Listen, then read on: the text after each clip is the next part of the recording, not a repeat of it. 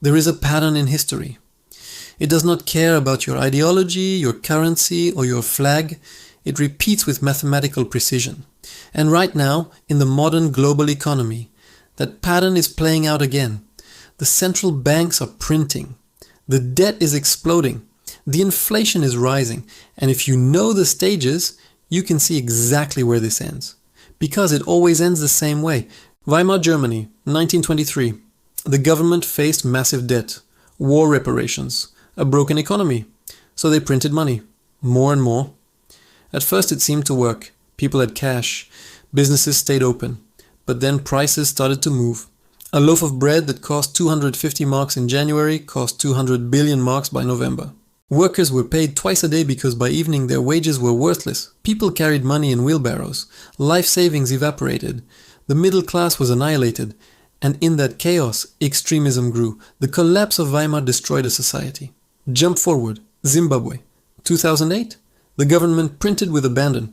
Inflation hit 89 sextillion%. They printed $100 trillion bills that could not buy bread. The economy returned to barter. Doctors left, engineers left. The nation hollowed out. Argentina tells the same story. 1989, 3,000% inflation. 2001, bank runs, frozen accounts, riots. Today, inflation exceeds 100% again. The pattern owns them. This is not ancient history. This is the pattern, and it has stages, clear stages that repeat with horrifying consistency.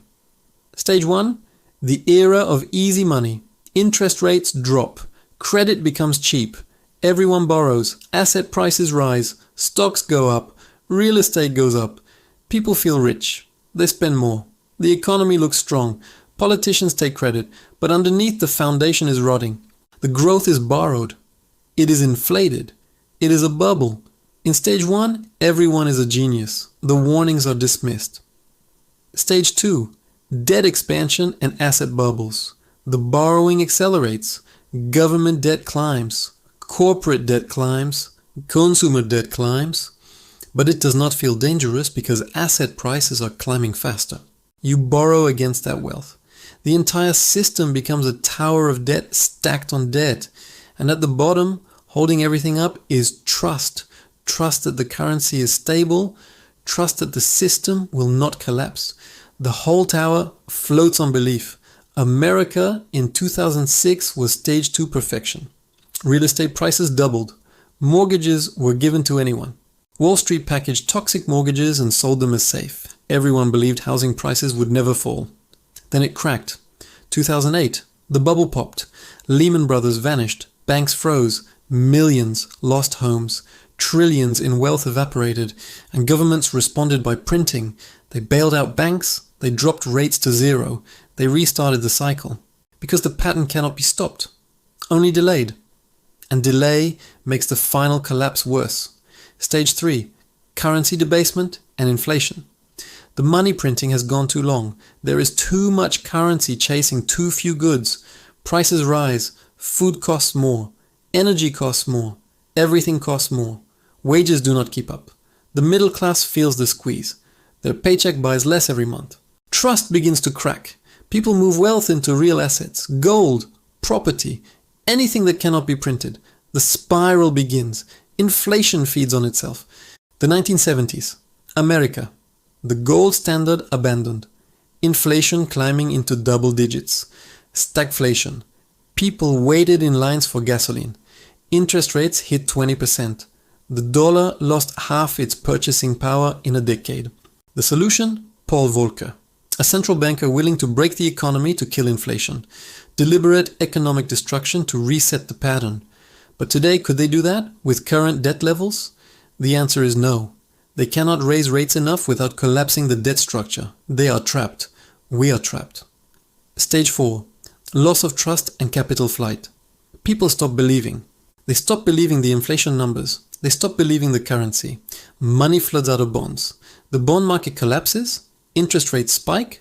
The government prints more to cover borrowing costs, which creates more inflation, which destroys more trust. The spiral accelerates. Foreign holders dump the currency.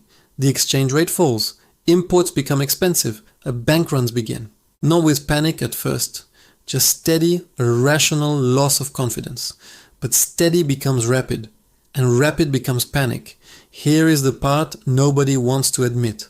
Once stage 4 begins, the government has no good options. If they stop printing, the debt structure collapses.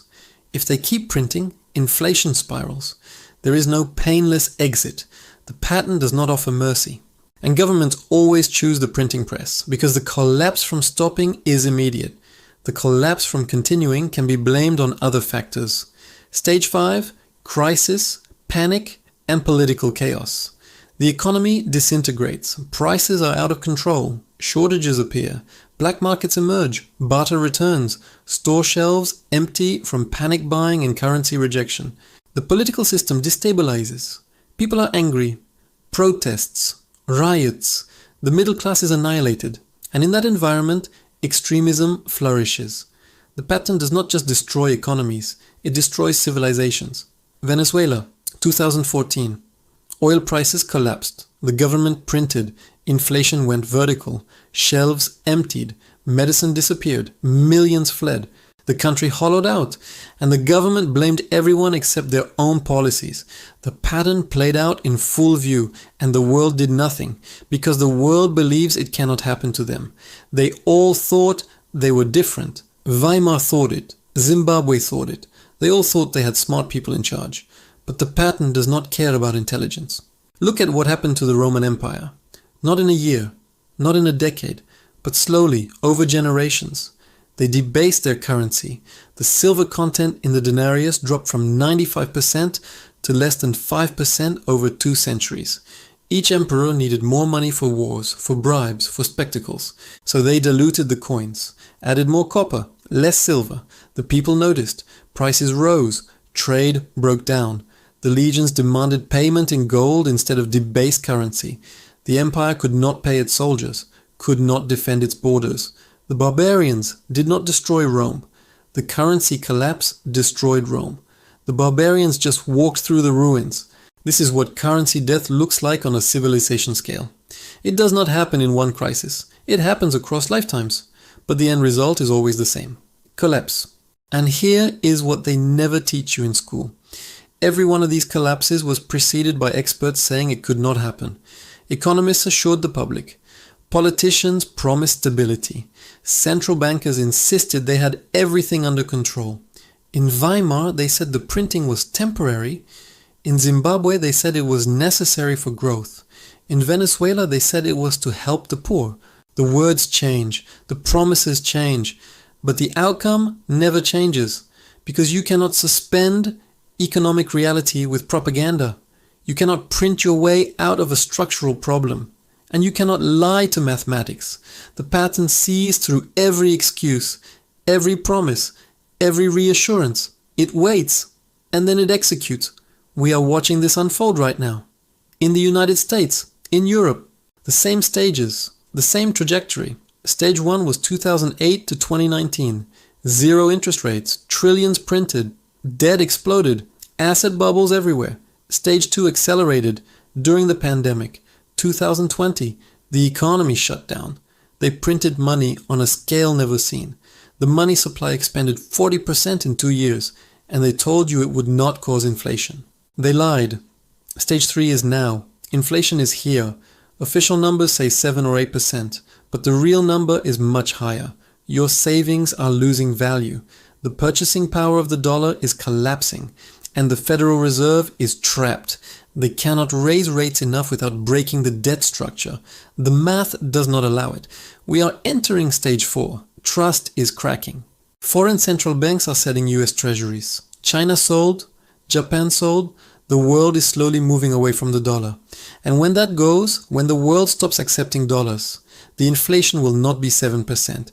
It will be 70 or 700, because all those dollars overseas will come flooding back. The result will be catastrophic. Stage 5 is coming. The debt cannot be paid.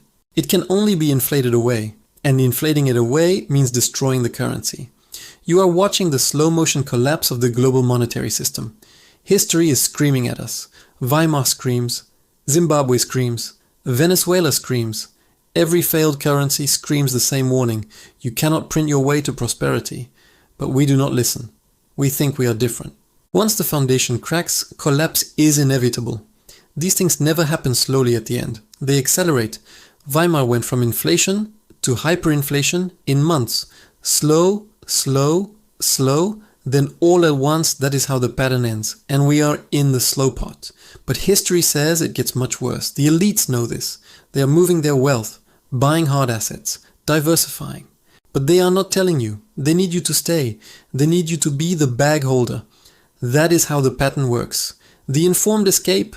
The uninformed are destroyed. This is not theory. This is historical fact.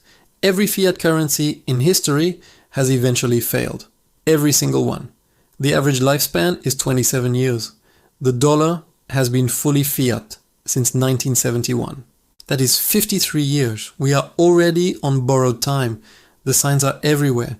The inflation, the debt, the money printing, the political chaos. These are not random events. These are symptoms of a monetary system in terminal decline. Think about what your grandparents could buy with $1. A full meal, a gallon of gas, a movie ticket with change left over. Now think about what $1 buys today. A candy bar. Maybe. That is not progress. That is theft. Slow, silent, systematic theft of your purchasing power. And it is accelerating. What took 50 years to lose half its value will take 5 years to lose the next half. Then 5 months, then 5 days. This is the mathematics of exponential decay. And we are approaching the steep part of the curve. The part where everything happens at once. Collapse never arrives slowly. It arrives suddenly. One day the ATMs work, the next day they do not. One day your currency buys things, the next day no one will accept it. The transition happens faster than people can process. And when it happens, there is no time to prepare. The capital controls lock in. You are trapped inside a collapsing system. Maybe there is time to escape. Maybe you can move wealth into hard assets now. Maybe. But history says most people wait too long. They wait until it is obvious. And by the time it is obvious, it is too late. The pattern punishes hesitation. The central banks will tell you they have tools. The politicians will tell you they have plans. They are lying or deluded. The pattern follows math, and the math is final. You cannot print unlimited currency without destroying its value. The bill always comes due. And the longer you delay, the bigger the bill. We have been delaying for decades. The bill is astronomical, and it is almost time to pay. If this opened your eyes, subscribe. Because when the next stage begins, you will want to understand what is happening and why. You will want to see the pattern clearly while others are confused. Those who understand it will navigate what is coming. Those who deny it will be swept away. History does not care about your belief.